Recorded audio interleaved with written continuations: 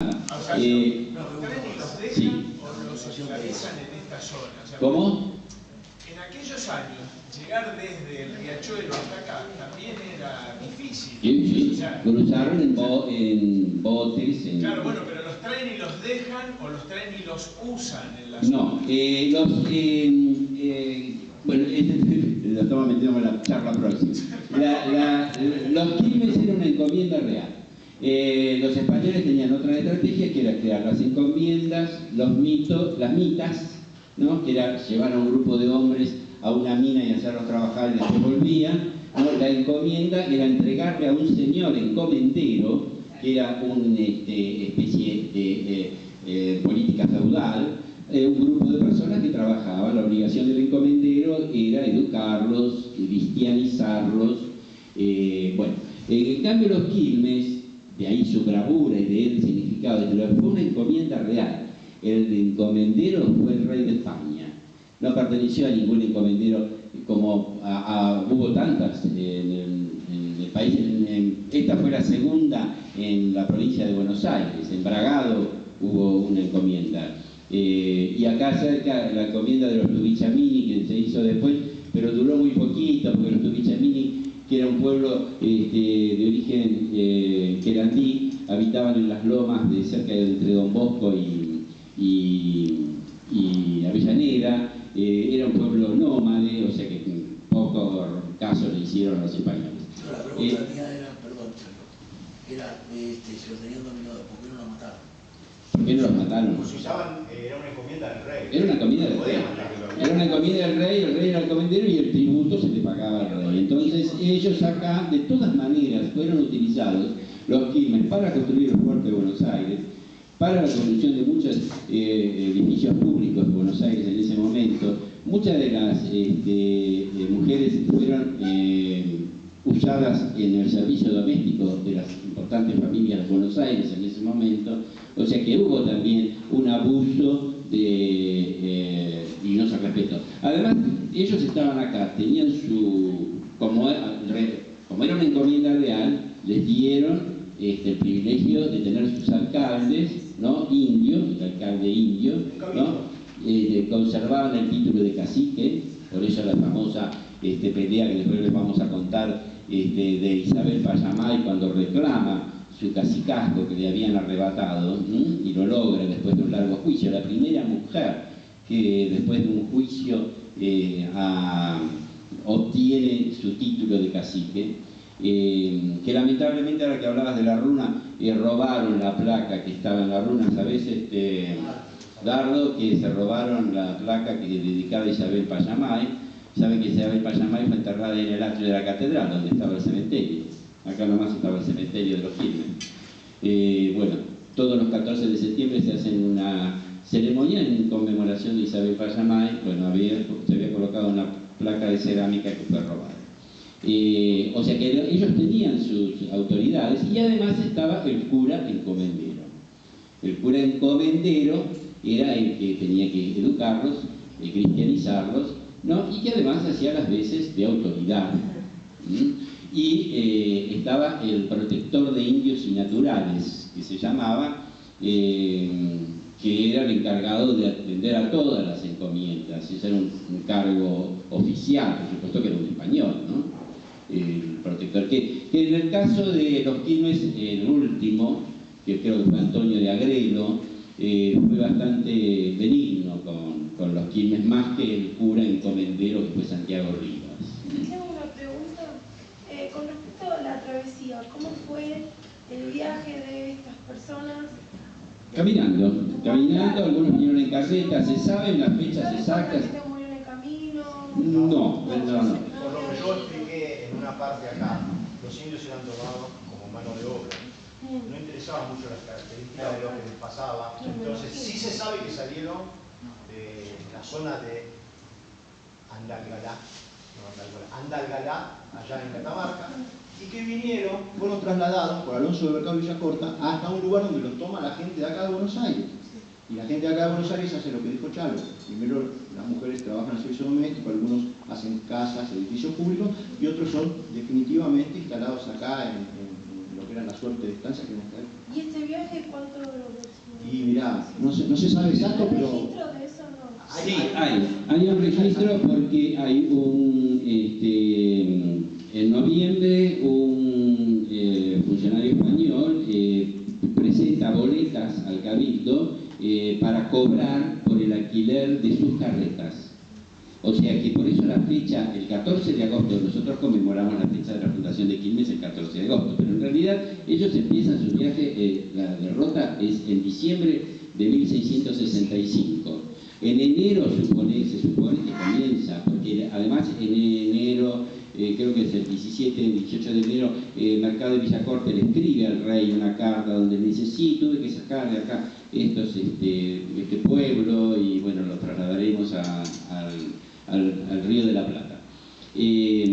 O sea que entre enero y noviembre, y pongamos y septiembre, no la teoría de don Luis Otamendi era que la fundación se hace el 11 de septiembre, que creo que es el día de la exaltación de la cruz. 14 de septiembre, que es el día de la exaltación de la cruz, ¿no? Se pone el 14 de agosto por otra circunstancia ajena a los Quilmes en sí. O sea que el traslado duró meses. 18 meses más o menos. Claro. Además hay un grupo que quedó en Cerrezuela, en el norte de Córdoba. Hubo también levantamientos, grupos que se rebelaron y se trasladaron a la región de Esteco, un pueblo, después fueron traídos otra vez, que ahí fueron también los acarianos. Compren el libro, dice, está haciendo propaganda. Los acarianos fueron precisamente los que se rebelaron, fueron a Esteco, lo llevaron otra vez al valle de Yocabil, o sea que no fue toda una cosa muy pacífica ni muy armoniosa. Y en el camino los que deben haber muerto habrán sido los más pequeños, los ancianos, y no hubo nunca una fundación. Hoy cuando empezamos la charla, lo que vos me preguntás me viene muy bien porque me hace acordar que una persona me preguntó, ya querían saber ya de entrada, en la curiosidad, ¿por qué se titula Las Tres Fundaciones? Se titula Las Tres Fundaciones porque primero nunca hubo una fundación.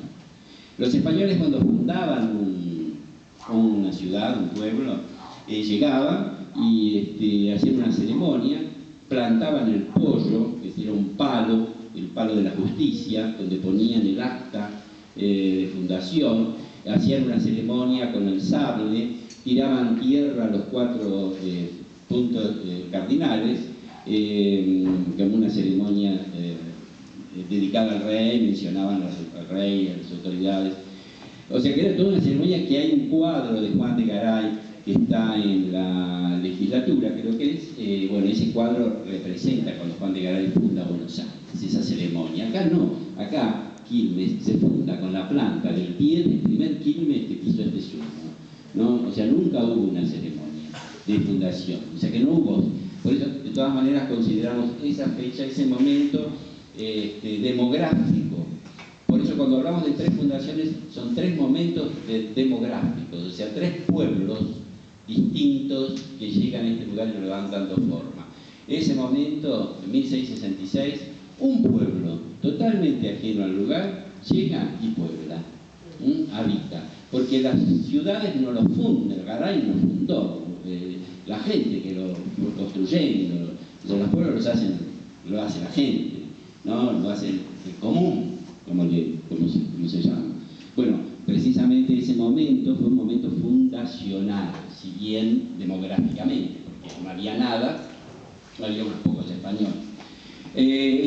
Poco tiempo después, en 1668, creo que es el primer censo que se hace, que sí ahí está el nombre y apellido de cada uno.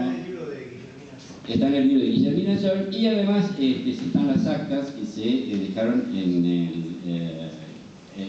ustedes saben que todos los nacimientos y casamientos se labraban actas en la iglesia, el cura el encargado de hacer eso, además era el único que sabía escribir generalmente.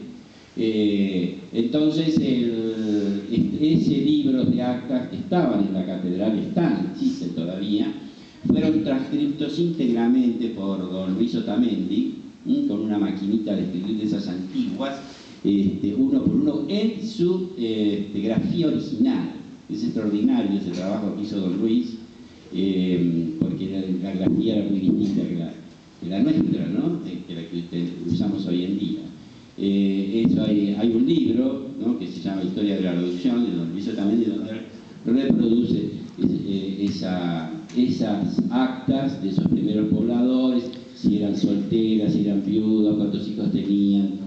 El detalle ese se tiene. Y después hay nuevas censos que se hicieron, hasta el último, que Antonio de Agrelo es el que lo pide, pidiéndole a Santiago Rivas que justifique que acá no había quilmes, y efectivamente, a pesar de que Santiago Rivas decía que no había quilmes para declarar al pueblo libre, sí había varios, y varios de ellos habitaban, ¿no? Hay un que quiera cerciorarse en mi blog, hay un plano de Quilmes con sus manzanas actuales, porque Quilmes fue diseñado en 1818, así como está, tal cual, en 1818 ya era así. El lugar donde habitaban, donde estaba la casita de esos últimos Quilmes que quedaron, eran muy pocos, y todos eran acá alrededor. Pero ¿por qué otra de las cosas importantes? ¿Por qué se establecieron acá, donde dice Alejandro, a 100 metros? Porque era una loma. En el libro de Cravioto, Quilmes a través de los años, y él habla de su geografía, los indios se lo ubicaron en el lugar más alto, el centro, ahí donde está la catedral y la plaza, era una loma. Todo lo demás era una gran barranca, como había barranca hacia el lado de Bernal y hacia el lado de Brazatini. Esa era una loma. Después, otra loma muy importante era Pellegrini y Andrés Baranda, ¿no? Ludovico, nuestro barrio, la colonia, esa es una loma también, ahí, donde Cravioto marca las distintas lomadas, eran lomadas, no eran lomas, eran lomadas, que se podía llamar. Sí. Ayelena iba a tener algunas fotocopias para que los que quieren llevarse. La fotocopia es una fotocopia simple, la hice para este evento. Tiene de un lado toda la simbología de las vasijas de Santa María, para que ustedes se lleven y la puedan entender, con el nombre al lado en cada lugar donde se encontró, si en Quilmes, en Fuerte Quemado, en Cerro Pintado o en qué lugar. Y del otro lado tienen algo que generalmente es poco conocido. Hay una vasija, y en la vasija le explican cuáles son las simbologías de la vasija. O sea, la parte de arriba es la Nan Pacha, que es la parte de la boca de la vasija, que tiene un aspecto trascendental elevado hacia el cielo. La parte del centro, el Caipacha, que es la parte del mundo terrestre. Y la parte de abajo de la vasija, donde se asienta, donde la vasija se apoya sobre una mesa, sobre el piso, que se llama el Uraypacha, que es la parte subterránea o el mundo de los muertos. La vasija tenía una simbología. Cuando usted ve una vasija hecha, no está hecha porque sí. Cada parte tenía su lugar. Cuando yo fui en el viaje a Catamarca, una de las personas de allá me explicó que la vasija tiene un vientre tal cual la madre tiene un vientre. Y que cuando un párvulo muere, se vuelve a depositar en el vientre de una vasija, así como había vivido en el vientre de su madre. Una explicación que uno, cuando habla de los pueblos aborígenes, a veces abre mucho los ojos, porque dice, esto trasciende un poco más allá de lo que yo pensaba. Y por último, unos dibujitos muy simples de cómo son las construcciones simples, construcciones complejas, construcciones aglutinadas o construcciones en damero, es decir, rectangulares apoyando recuadros de piedra uno con otro, para que por lo menos tuviesen ustedes, cuando se van de acá, algo de lo que vieron, una pequeña noción. Si no queda ninguna pregunta más, sí. Si me permitís, Alejandro, y espero que no lo tomes a mal.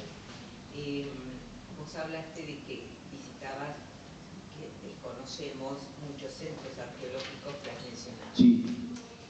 Para visitar esos centros arqueológicos, ¿son establecidos, institucionalizados, legitimados como tales por alguna institución, por el CONICET, por los arqueólogos que recorren nuestra ciudad? Ellos los investigan, pero el único sitio que hoy tiene una cierta organización es la Ciudad Sagrada de los Quilmes, que está en manos de la comunidad Quilmes. El ingreso... Quiere decir que nosotros, motivados por tu charla y por tus investigaciones y por la pasión que has puesto en mostrarnos todo esto, podemos irnos Tienen la puerta a esa abierta. zona, porque todas estas muestras y estas piezas, de ser esos lugares establecidos e instituidos como lugares de patrimonio de la Sí, humanidad, no se puede sacar nada. no se puede sacar No. nada. Por eso, Las piezas, te digo, ¿de dónde salieron? Por eso mi aclaración para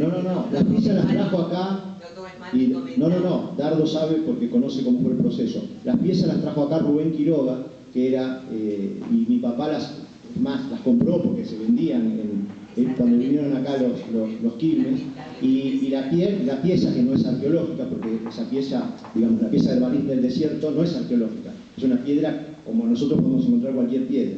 Así que cuando uno va a un sitio... Te aclaro esto, perdón, y no lo hago con el fin de ser autorreferencial. Nosotros hace un mes atrás tuvimos la suerte de estar visitando el río Pintura Sí. y la zona de la Cueva de las Manos. y que allí te dicen no se tocan como en todo parque nacional o el patrimonio de la humanidad, ¿no? Así que bueno, Lo que pasa es que es como decís vos, no hay nadie. No hay nadie. No hay nada, y nadie lo explica, y tampoco nadie lo cuida. Claro, porque por ejemplo la zona de Tilcara, la zona de Humahuaca, Eso está explotado turísticamente. Está totalmente explotado y también súper estudiado por arqueólogos, porque Sí. y antropólogos, tengo amigos que sí lo hacen. Pero es tan grande nuestro territorio y tenemos tantas cosas todavía por... La Rioja, Catamarca, y una parte de Salta que están prácticamente Nosotros que tuvimos no la suerte visitadas. de visitar las zonas de las ruinas de Quilmes, desconocíamos, por ejemplo, que había muchas... Porque el circuito zonas del turístico Cerro de maneja Catamarca. solamente la ciudad sagrada de Quilmes. Claro. Maneja ahí, entran ahí, paran ahí, entran, pagan un pequeño bono que lleva un guía Sí. y los demás Y sitios además explotado por un hotel de 4 estrellas. ahora no está más. Afortunadamente.